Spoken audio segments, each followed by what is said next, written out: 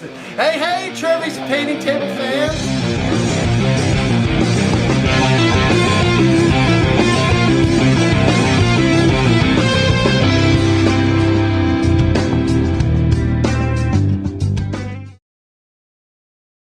Hello, boys and girls. It's Trevy the Great here again with another Valhalla Edition battle report. This is going to be, unfortunately, the last of my Valhalla Edition reports, just because I'm out of games to report on.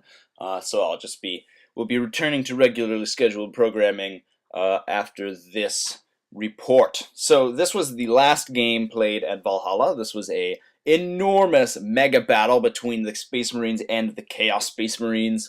It was 3 players per side, 2,000 points a player, so about 6,000 points per side, so pretty massive. We decided to pretty much just play a fun game to wrap up the event. So we decided to put together a scenario all by ourselves. We are playing on I believe this is an 8x4 table, and we are playing in the hangar bay of, what is supposed to be the hangar bay of a Space Marine Strike Cruiser. And the Space Marines are crewing the Strike Cruiser, and it's attacked by Chaos Space Marines, and they've sort of breached the outer bulkheads, and they're invading the hangar bay. So the way we worked it is that the Loyalist units got to deploy up to, I think, around 36 inches up or so. No, that's not right. Probably about half the board, a little over half the board. They got to deploy in, and the Chaos Space Marines only got about 8 inches to deploy in. So the Chaos Space Marines were a little more limited in their deployment. However, the Chaos Space Marines got to go first, and the Loyalists weren't allowed to deploy any jump infantry or drop pods by deep strike, because they were on board their own strike cruiser, so they couldn't exactly drop pods in or anything like that. Although you could still teleport terminators and things like that. You could deep strike like that, but you couldn't drop things from the sky, basically. The scenario was that there were, I believe, 6 objectives on the field. They're various pieces of terrain. It would be pretty difficult to point them out, but there are 2 on each flank and then 2 in the center of the board, and they were counted as armor 14 vehicles, and that needed a 4+ to be hit in close combat, and they needed to be destroyed. Any glancing or penetrating hit would destroy them, and the Chaos Space Marines needed to destroy them all to win, and we were going to play 6 turns of this. So it was looking like an uphill battle for the Chaos Space Marines, although we figured that they could probably get a couple rounds of shooting off and kill some of those objectives before they got to grips with us. But and they do have a lot of power fists and things on their side of the board. So there's obviously a lot of armies on the field, a lot of models on the field.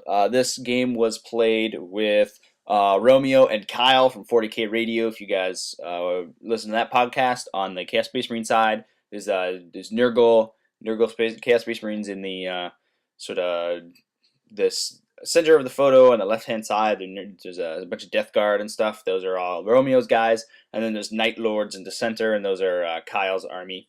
And then there's Clark, who's playing one of the Blue Table paintings, Iron Warriors Studio Armies. That's on the far side of the picture, on the Chaos Space Marine side.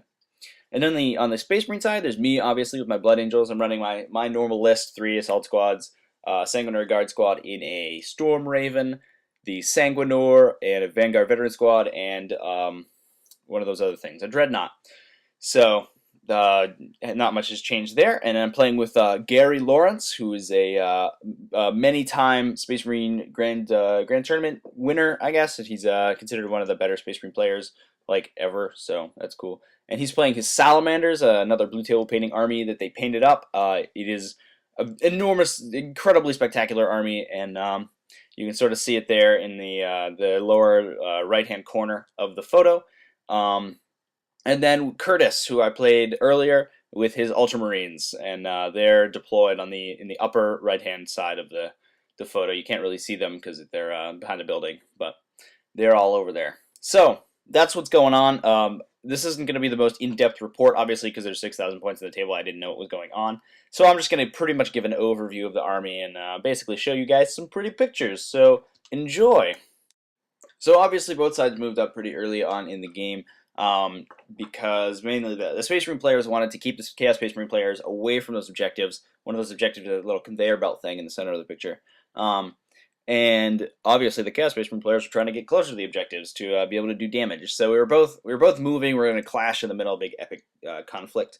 One fun rules quirk that we did deem legal was that the Sanguinary Priests and the Sanguinor affect all friendly models within 6 inches. So they their effects were able to carry over to models in other Space Marine armies. So I was camping the Land Raider because it had a unit of Thunderhammer Storm Shield Terminators in it. So they were Salamander Terminators with Furious Charge and Feel No Pain. The Sanguinor was going to be jumping around with those guys and giving them that +1 attack. So that was kind of fun. Okay, so what happened over here was that the Land Raider was able to dump its payload of Terminators and Vulcan, who's in the center of that unit of Terminators there, in Terminator armor. But the Romeo summoned a Greater Demon out of one of his Aspiring Champions and to face them. And I believe the Terminators had assaulted a Death Guard squad and wiped it out. And then another squad of Kyle's Night Lord Terminators were able to deep strike in behind them, so they're going to get like sandwiched between this Greater Demon and these Night Lord Terminators. But so not looking too good for the Salamanders over there. Unfortunately, that Vindicator in the photo was missing its gun, so it was basically acting as cover and trying to block that objective off from the objective on the right hand side of the board of the picture. Sorry, from all the Terminators. On the other side of the board, you can't really see it, obviously, but pretty much the same things happening. Both sides are just, clashing epically because it is a mega battle. Not a heck of a lot of strategy going on. Unfortunately, my Storm Raven got immobilized very early on by a las cannon and wasn't able to do much. So I think it was just sitting there plinking away with one las cannon shot and possibly a multi-melta shot. And every once in a while, it got line of sight to fire off one of its missiles or something, but it didn't really have much of an impact on the game. And unfortunately, I left my Sanguinary Guard trying to jump around and get to the enemy to be able to do some damage. Over in the center of the board, Romeo was able to deep strike in one of his Demon Princes. It's one of those Forge World models and looks really cool. So that guy's gonna up that ramp are 2 objectives that he can take out, and he's also gonna be able to assault this assault squad here and do some damage, even though it does have the Sanguinor's Champion in it. I don't think I'll have much of a chance of taking down a Demon Prince with it, so yeah, that's not looking too good for that assault squad. So here's more of an overview of the board. This is from the other side, obviously, with all of the Ultramarines, and this is where I put most of my assault squads. Unfortunately, the Iron Warriors were able to move up with 2 of their Rhinos and unload all their guys, and were able to take out that objective, which is the little pile of crates in the center of the photo, sort of lower portion of the center of the photo. They were able to take that out with Melta guns, I think. So that's one objective for the Chaos Space Marines, but those guys are about to get annihilated by a bunch of Ultramarines assault units. They got some Terminators in there and a Dreadnought, as well as my 2. I have an assault squad and a Vanguard veteran squad. They're going to go take those guys out, and then I have another assault squad in the center there that's going to move up and try to take out those vehicles that are moving up the center of the board.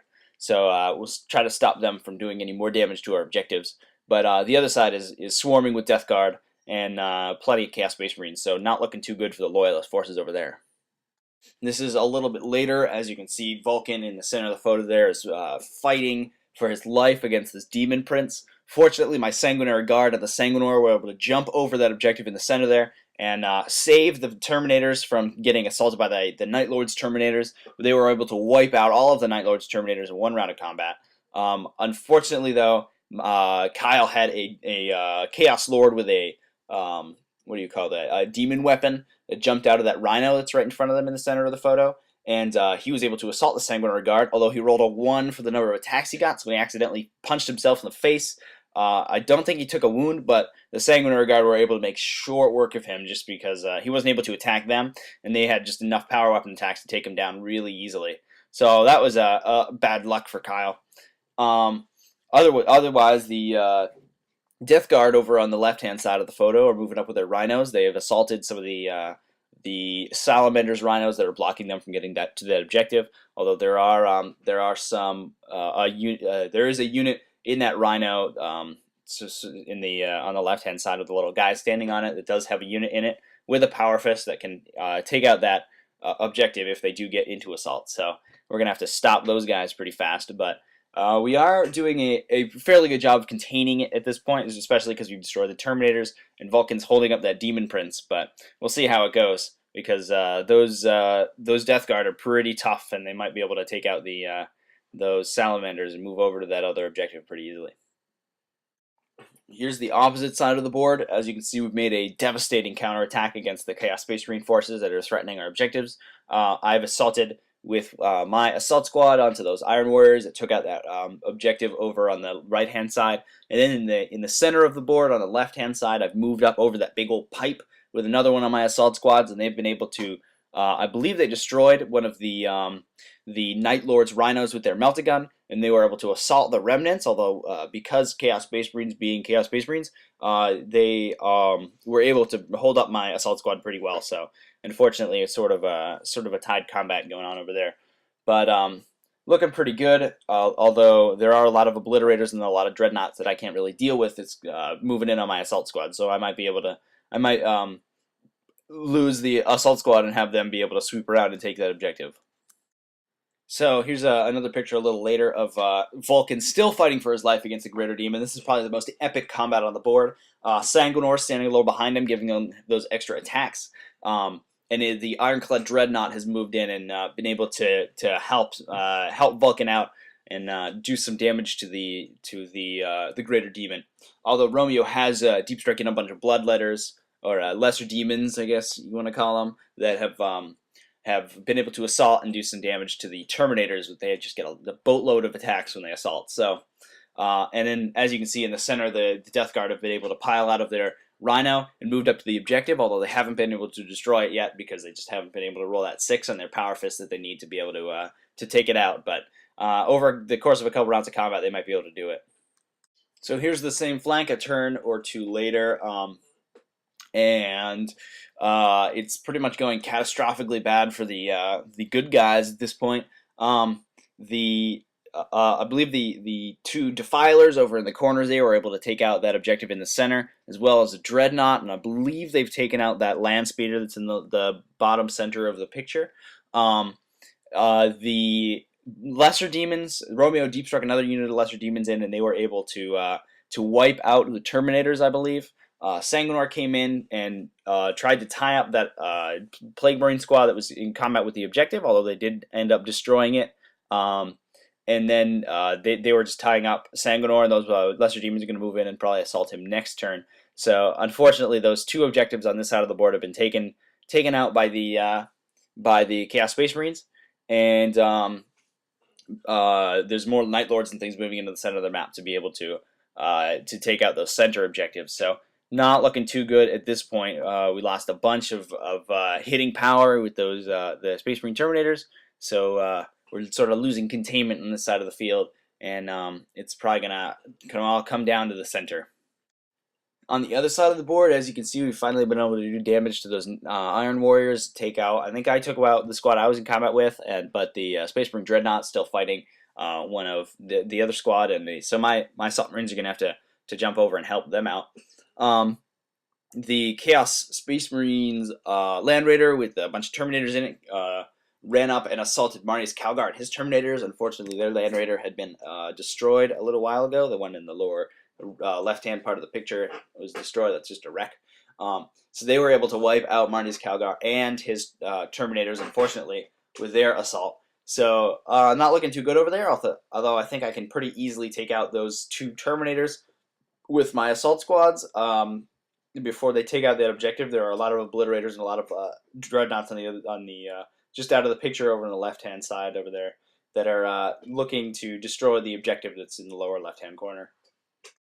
So getting close to the end of the game here, I decided to try to tie up some obliterators with my Vanguard veteran squad. They were able to do solid obliterators. I think they might have killed one, but they got taken down by Power Fist pretty quickly. But I believe they did hold them up for a round of shooting, which was all I really wanted them to do. Although the Dreadnought was able to fire at that last objective that's in the lower right-hand corner of the photo there, and they were able to destroy it on in the next turn. So it was sort of a heroic last stand, but it didn't really account for much.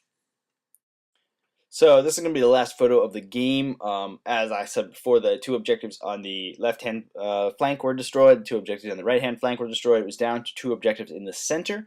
Romeo's Demon Prince was able to move up that ramp there that I talked about earlier and destroy the objective that was on that lower portion of the building in the middle there. The Dreadnought in the center is standing on the last objective, which is sort of the boxy thing on top of that building. That Dreadnought is a venerable Dreadnought with two twin-linked autocannons, and that thing was taking shots like a champ. It was either unable to be damaged or would just take damage and then force the opponent to re-roll it and get something less. And it was taking fire from the two filers all game. It was able, and is still alive. Obviously, it doesn't have any arms, and it's just sitting there not shooting at anybody. But there are some Chaos Terminators at the bottom of the building there. They're going to be able to move up next turn and take out the objective. The good guys end up deep striking some Terminators that we try to deep strike some Terminators down there and tie up the other guys, but they end up scattering off the building and not being able to do anything. So those Chaos Terminators move up next turn and destroy the last objective. Although it is the end of turn 6 and they do finally take out the last objective, so it really came down to a hair. Really great game to everybody. Obviously, it was just a fun game, and it was a big game, so sorry I didn't really take many pictures or really pay attention to what was really going on, but it was sort of overwhelming, the number of little models on the field, so that's what's up. But it's really fun to play with everyone, and it was an awesome end to Valhalla, awesome end to an awesome weekend. So there's that. So I hope you all enjoyed my Valhalla Edition battle reports, and we'll return to our regularly scheduled programming, so stay tuned.